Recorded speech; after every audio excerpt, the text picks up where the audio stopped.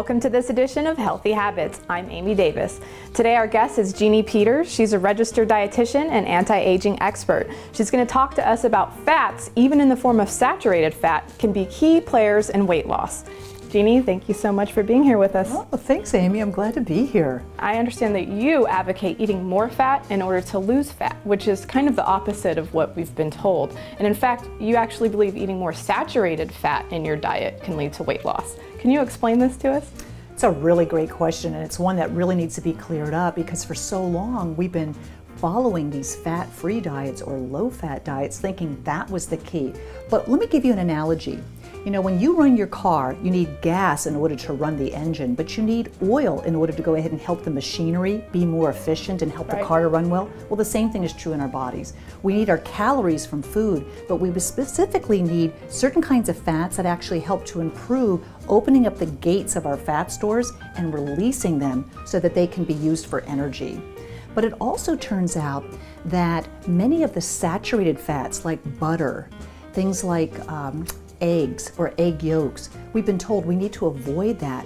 But we're finding out that saturated fats have an affinity for the nervous system. It helps to keep the nervous system nice and strong and protected. And so we're trying to get the word out that in fact, some of these healthy fats can improve overall metabolism and health. Jeannie, as you know, in our culture, we've been repeatedly told by experts that diets high in fat are bad for us. But what you're suggesting is the exact opposite. In fact, you're saying we should add more fat into our diet. Can you tell us how you came to this conclusion? The American Journal of Clinical Nutrition, JAMA, Lancet, journals that have had really excellent peer-reviewed studies have come out to show that it's actually things like trans fats, things that we find typically in margarines, that are what actually increase inflammation.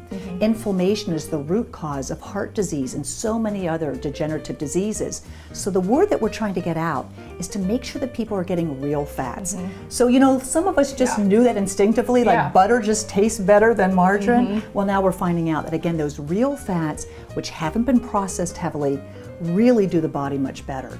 Yeah, I mean, I know for me, I'm confused about the difference between butter and margarine. Even though I know margarine's not natural, I've just always assumed butter is bad for us. So could you explain that? Sure. Well, also? Oils, yeah, like some of the polyunsaturated oils, corn oil and canola oil, are used to make margarines. And what they do is they heat them up at high temperatures and actually cause them to generate these trans fats. And it's those trans fats that now we find out actually cause like injury to the cell membranes. Wow. The real fats, on the other hand, are things that the body can handle. So let me give you a couple of examples. Obviously, we talked about butter. Right. So just sharing butter as an example, but we know that olive oil and any of the monounsaturated fats, which include things like sesame seed oil or grapeseed oil, these are great fats to use. They actually decrease inflammation.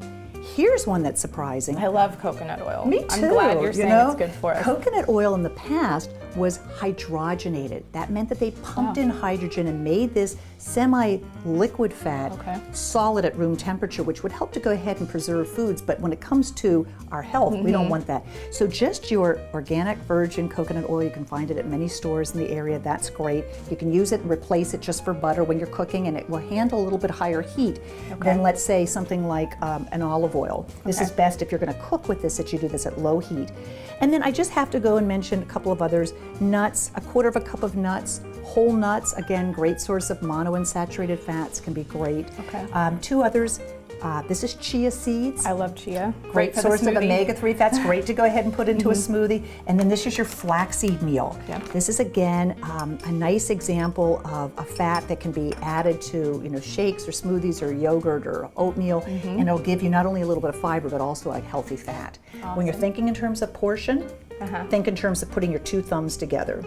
2 thumbs is about equivalent to a tablespoon, and about a tablespoon of fat 2 or 3 times a day would be a great addition to any diet. Wow, very different from what we've been told. Yes, exactly. That but you know much, what? 3 times of this a day. But if you put a tablespoon of fat, that's 100 calories.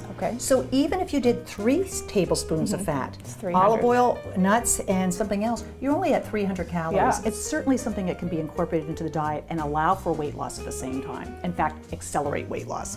How's that? Wow, that's exciting. I can have butter to lose weight. I'm going to get on that right away. I know a lot of other people are going to be excited to hear that too. you. Jeannie, thank you so much for being here today and for giving us something new to think about in regards to dietary fat.